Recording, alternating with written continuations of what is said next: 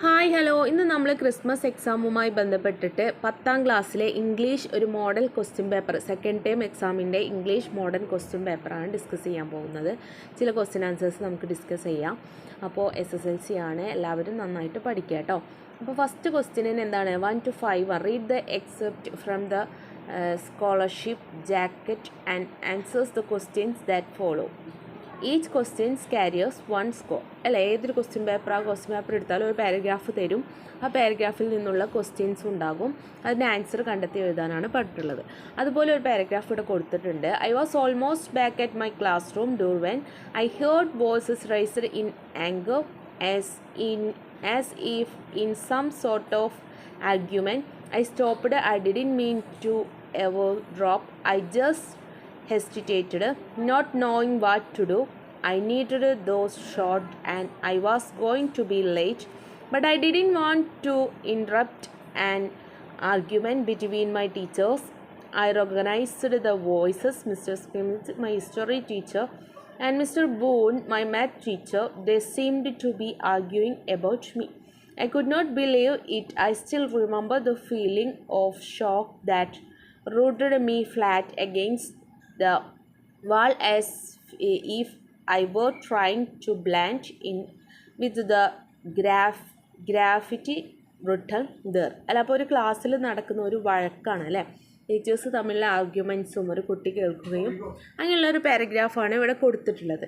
അല്ല, ഇങ്ങനെ ഒരു പാരഗ്രാഫ് നിങ്ങൾക്ക് തരും ക്വസ്റ്റ്യനിൽ. ഫസ്റ്റ് ക്വസ്റ്റ്യൻ ഇതായിരിക്കും. ആ പാരഗ്രാഫിൽ നിന്നും ഉത്തരം കുറച്ച് ക്വസ്റ്റ്യൻസ് ചോദിച്ചിട്ട് അതിൻ്റെ ആൻസേഴ്സ് കണ്ടെത്താനാണ് പറയുക ഫസ്റ്റ് ക്വസ്റ്റ്യന്. അപ്പോൾ ഇതിൽ ഇനിയുണ്ട് പാരഗ്രാഫ്, ഇവിടെ അവസാനിക്കുന്നില്ല. അപ്പോൾ ഇതൊരു എക്സാമ്പിൾ മാത്രമാണ്. ഈ സെയിം പാരഗ്രാഫ് തന്നെ ചിലപ്പോൾ വരും, അല്ലാന്നുണ്ടെങ്കിൽ വേറെ ഏതെങ്കിലും പാരഗ്രാഫ് ആയിരിക്കും വരിക. അപ്പോൾ നമുക്ക് നോക്കാം ഇതിൻ്റെ ബാക്കി ഭാഗം എന്താണെന്ന്.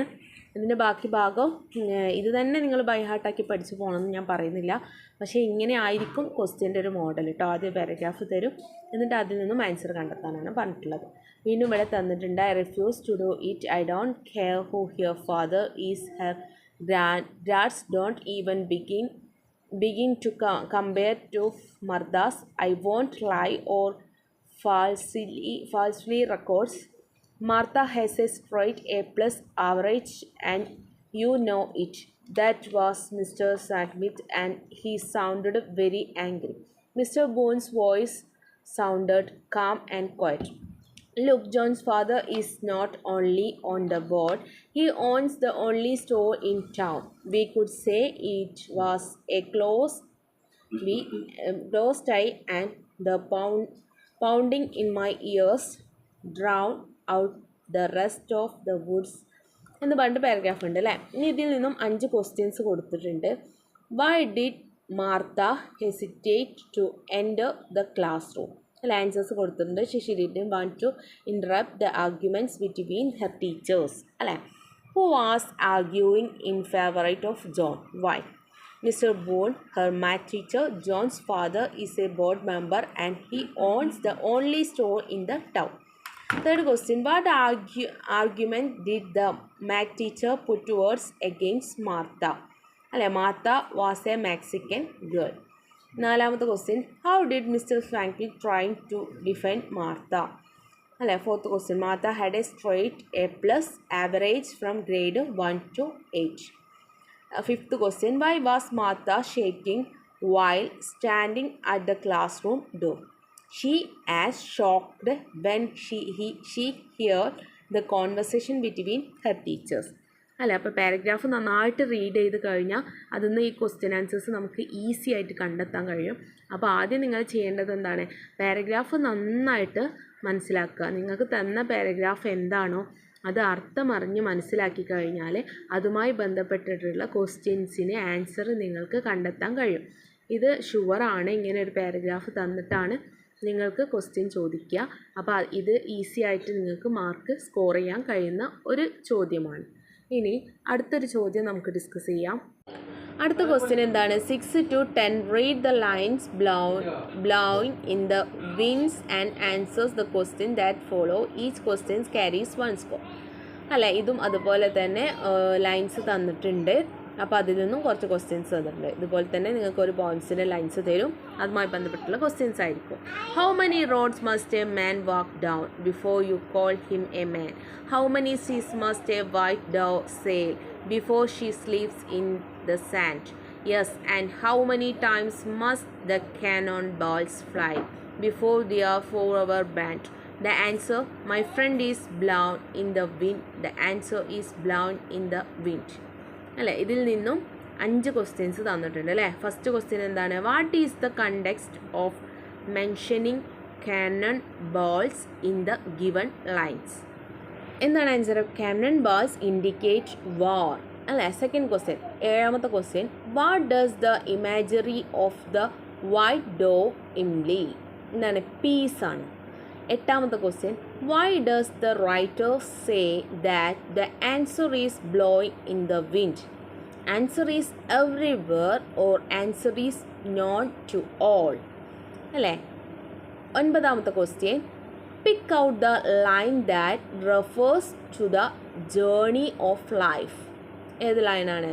How many roads must man walk down before you call him a man അല്ലേ.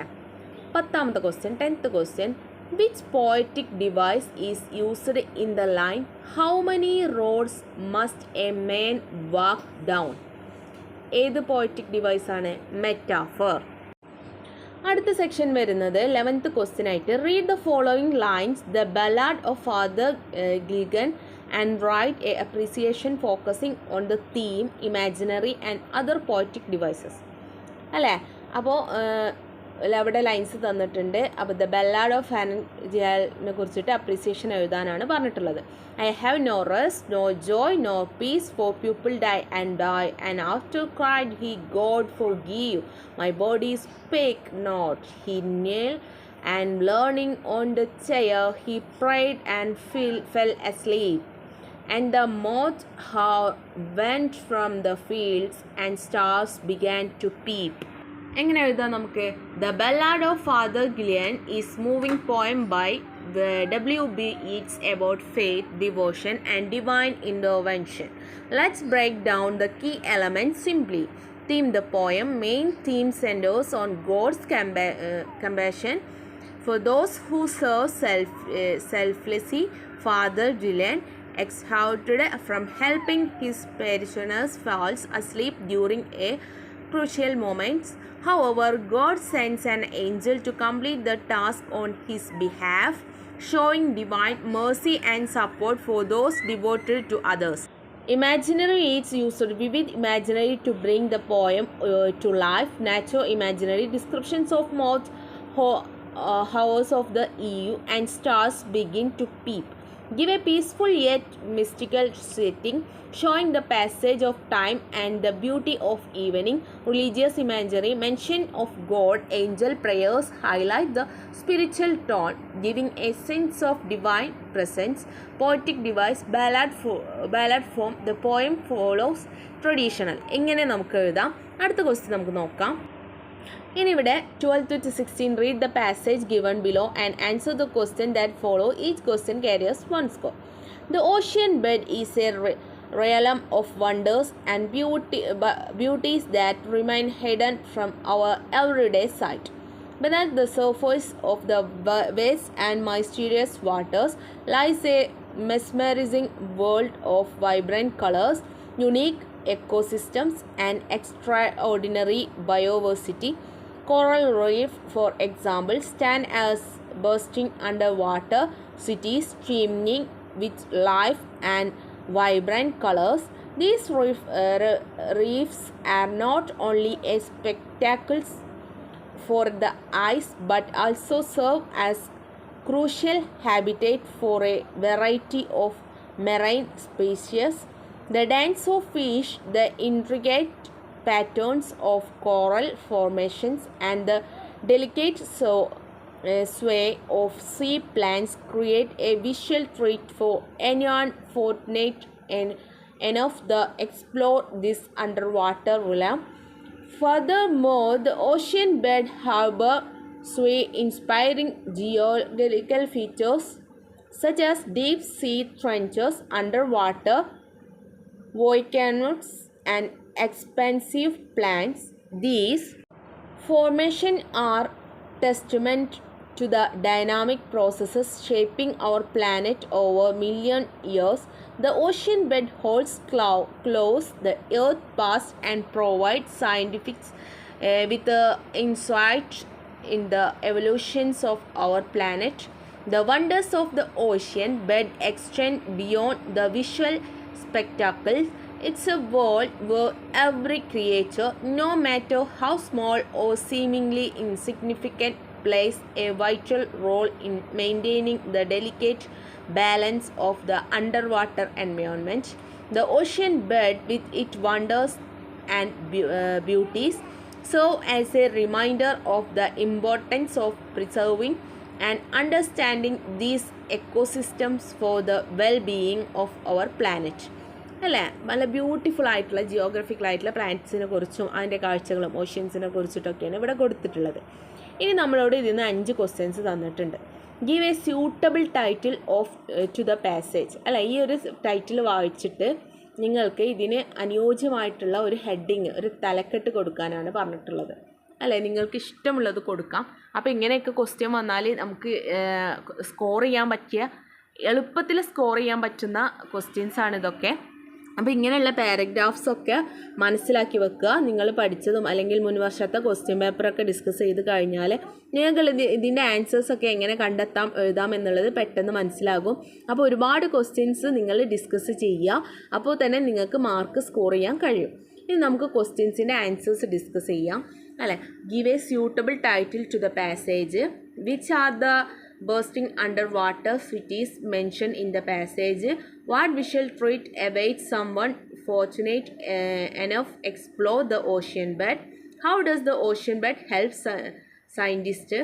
Why is it said that the wonders of the ocean bed extend beyond the visual spectacle? അല്ലേ, അപ്പോൾ ഫസ്റ്റ് ക്വസ്റ്റ്യൻ നമുക്ക് എന്ത് heading കൊടുക്കാം? റിയാം of wonders. അല്ലേ, റിയാം of wonders എന്ന് കൊടുക്കാം. 13-ാമത്തെ നമുക്ക് എന്താണ്? Corals reefs. 14-ാമത്തെ എന്താണ്? The dance of fish, the intricate patterns of coral formation and the delicate sway of sea plants. പിന്നെ 15-ാമത്തെ എന്താണ്? The ocean bed holds clues of the earth's past and provide scientist with insight into evaluation of our planet. പിന്നെ ഒരു ക്വസ്റ്റ്യനും കൂടി ഉണ്ട് അല്ലേ.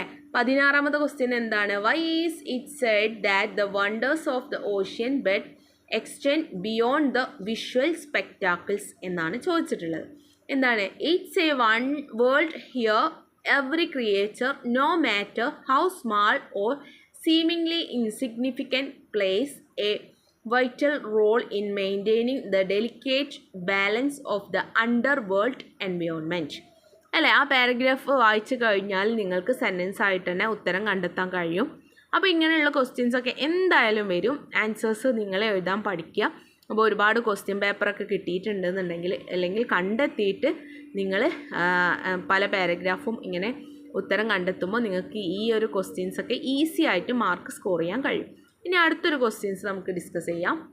Read the following conversation and answer the question that follow. അല്ലേ, ഒരു കോൺവെർസേഷൻ, ചെറിയൊരു conversation തന്നിട്ടുണ്ട്. Crony, what directed your life into youth welfare. അപ്പോൾ ജോൺ എന്താ പറഞ്ഞത്? It was your help that directed me into this field. ഇനി first question എന്താണ്? What did Crony asked? എന്താണ് ക്രോണി ചോദിച്ചത്? Crony asked John had directed him into the life of youth welfare. അല്ലേ, B എന്താണ്? What was John's reply? എന്താണ് ജോണിൻ്റെ മറുപടി? John replied that as his help that directed him into that field. അല്ലേ, അപ്പോൾ ഇങ്ങനെയുള്ള questions ഒക്കെ important ആണ് കേട്ടോ. ഇതൊക്കെ നിങ്ങൾക്ക് മനസ്സിലാക്കിയാൽ ഈസി ആയിട്ട് ആൻസർ കണ്ടെത്താവുന്നതേ ഉള്ളൂ. ഇങ്ങനത്തെ ക്വസ്റ്റ്യൻസൊക്കെ മനസ്സിലാക്കി വെക്കുക കേട്ടോ. ആൻസർ എഴുതുന്നത് മനസ്സിലാക്കി വെക്കുക. അപ്പോൾ ഗ്രാമാറ്റിക്കലായിട്ടുള്ള മാറ്റങ്ങൾ മനസ്സിലാക്കി വെക്കുക. അതൊക്കെ നിങ്ങൾ ക്ലാസ്സിൽ പഠിച്ചാവും. നിങ്ങളെ ടീച്ചേഴ്സ് ഡിസ്കസ് ചെയ്ത ക്വസ്റ്റ്യൻസ് ഇങ്ങനത്തെ മോഡൽസൊക്കെ ഉണ്ടാവും. അപ്പോൾ ഒരുപാട് ഇങ്ങനെയുള്ള മോഡൽസൊക്കെ നിങ്ങൾ മനസ്സിലാക്കി വെക്കുക അല്ലേ. ഇനി അടുത്ത ക്വസ്റ്റ്യൻ, നമുക്കൊരു ക്വസ്റ്റ്യൻ ഡിസ്കസ് ചെയ്യാം. There are a few errors in the passage given below. Edit them. അല്ലേ? ഇവിടെ തെറ്റായിട്ടാണ് തന്നിട്ടുള്ളത്. It seam A cruel coincidence that I have അല്ല, അവിടെ എന്തോ ഒരു എന്ന് കണ്ടിട്ടില്ലേ, അവിടെ എഡിറ്റ് ചെയ്യണം. Over heard that conversation the next day when the participle അല്ല പ്രിൻസിപ്പൾ ബി, അവിടെ എന്താണ് തെറ്റുണ്ട്. അപ്പോൾ ഹാവ് എന്നുള്ളത് ഹാഡാണ്. ബി എന്താണ്? പ്രിൻസിപ്പിൾ അല്ല പ്രിൻസിപ്പാൾ അല്ലേ?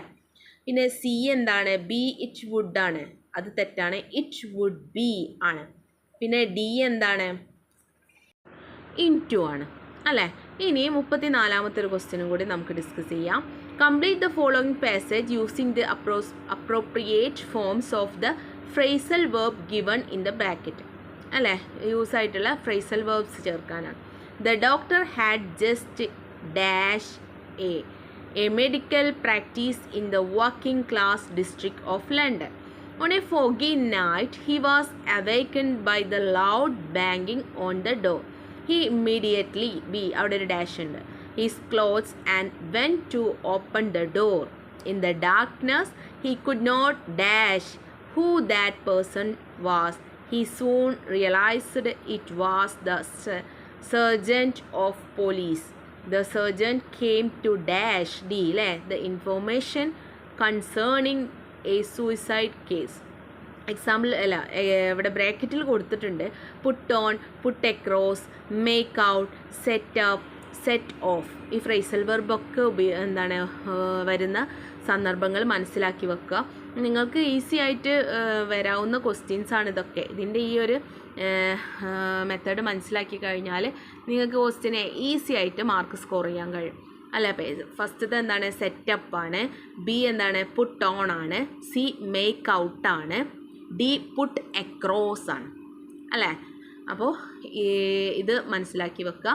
ഇനി ഒരു ക്വസ്റ്റ്യൻ കൂടി നമുക്ക് ഡിസ്കസ് ചെയ്യാം. 35-ാമത്തത് supply the missing word in the following passage അല്ലേ? But that and into all at എന്ന് പറഞ്ഞിട്ട് ബ്രാക്കറ്റിൽ തന്നിട്ടുണ്ട്.